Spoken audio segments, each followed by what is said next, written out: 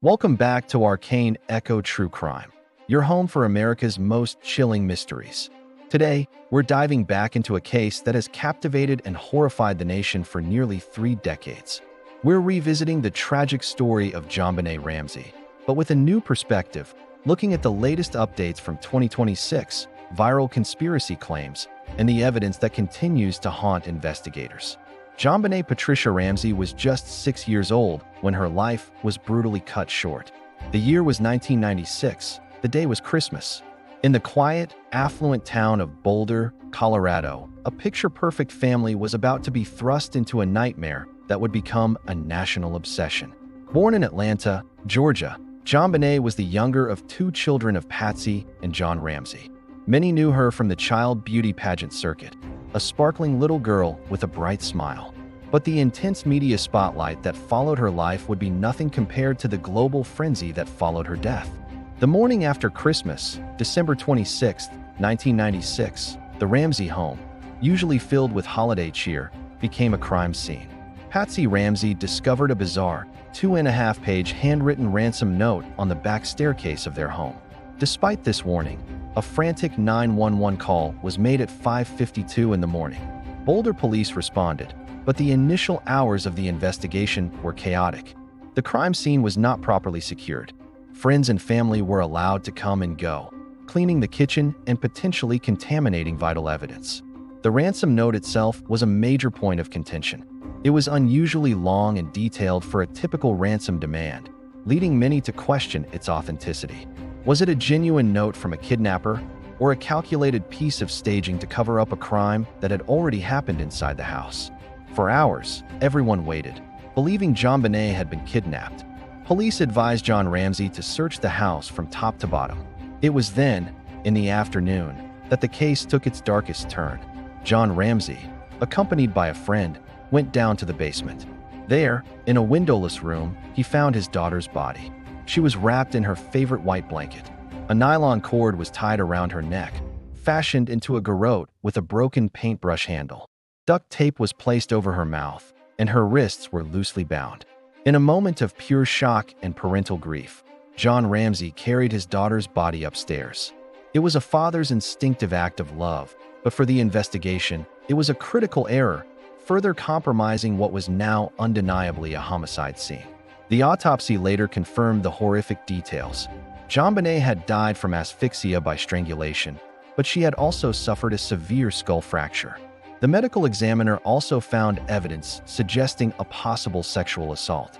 However, one piece of physical evidence would become the most significant clue in the entire case.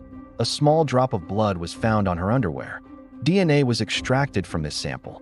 When tested, it did not match John, Patsy, or her brother, Burke. It belonged to an unknown male, a phantom figure who would come to be known only as Unknown Male Number 1. This DNA profile would become the cornerstone of the case, pointing away from the family and towards an intruder. But in the early days, suspicion fell heavily on the parents.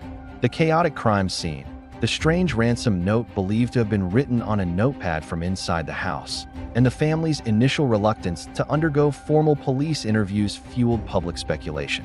The media portrayed them as suspects, and a cloud of suspicion hung over the Ramsey family for years. Competing theories emerged and battled for public attention. One theory held that one of the parents, perhaps in a fit of rage, had accidentally killed JonBenét and staged the kidnapping to cover it up. Another popular theory, later promoted in a 2016 documentary, suggested that her 9-year-old brother, Burke, was responsible and that the parents covered for him.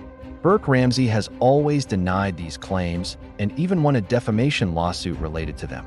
On the other side was the intruder theory, which gained strong support from Lou Smith, a seasoned detective who came out of retirement to work on the case. Smith argued that the evidence overwhelmingly pointed to a stranger entering the house that night. He pointed to an open basement window, a scuff mark on the wall below it, and undisturbed cobwebs in the window well, suggesting a skilled intruder could have entered with minimal disturbance. The DNA of the unknown male was, for Smith, the undeniable proof. He spent the rest of his life championing this theory, convinced the family was innocent. Years turned into a decade. In 2003, a significant breakthrough occurred. Using more advanced technology, investigators confirmed the DNA from JonBenét's clothing belonged to an unknown male and entered it into CODIS, the National DNA Database. But no match was found. Then, in 2008, nearly 12 years after JonBenét's death, the Boulder District Attorney's Office took the extraordinary step of publicly exonerating the Ramsey family. The DA, Mary Lacey, wrote a letter to John Ramsey stating that the new DNA evidence had convinced her that no member of the immediate family was involved in the crime. Patsy Ramsey had tragically passed away from cancer 2 years earlier, never seeing her name officially cleared. But exoneration did not mean resolution. The case remained cold, a gaping wound in American true crime history. Yet, it never faded from the public consciousness. Books, documentaries, and podcasts have kept the story alive, introducing JonBenét's case to new generations. The rise of social media and online forums created a new space for amateur sleuths to dissect every piece of evidence, every interview, and every theory, sometimes with responsible analysis, and other times with wild, unfounded speculation. Which brings us to 2026.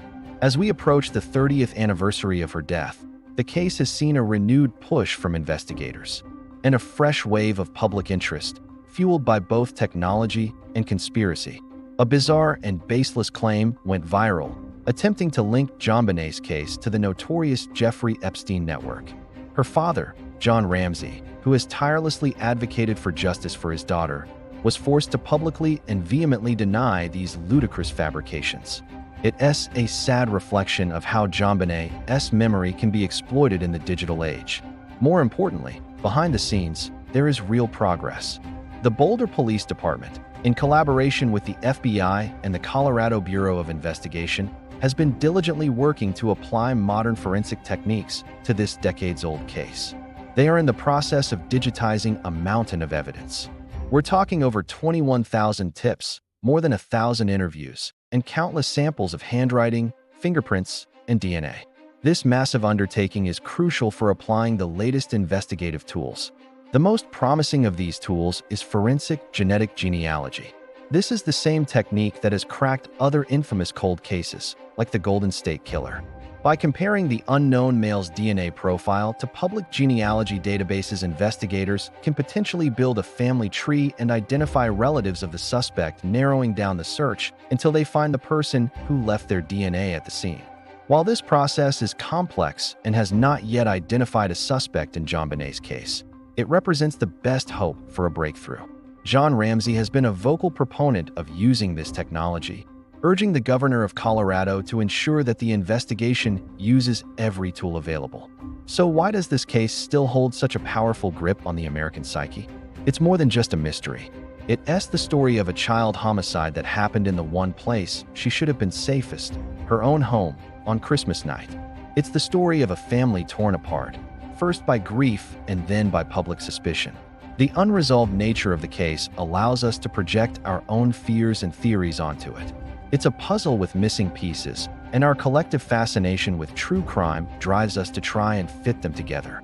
From the initial 911 call to the latest DNA analysis, every detail has been scrutinized, debated, and re-examined. As we stand here in 2026, the investigation is more active than it has been in years. Technology has finally caught up to the mystery, offering a tangible path toward answers. For the investigators, for John Ramsey, and for a public that has never forgotten the little girl in the pageant photos, the hope for justice is very much alive. The story of JonBenét Ramsey is a tragic reminder of innocence lost, but it is also a testament to the relentless pursuit of truth. We will continue to follow this case and bring you any new developments. Thank you for joining us on Arcane Echo. If you found this deep dive compelling, please like, subscribe, and hit the notification bell so you don't miss our next exploration into the unknown. Until next time, stay curious.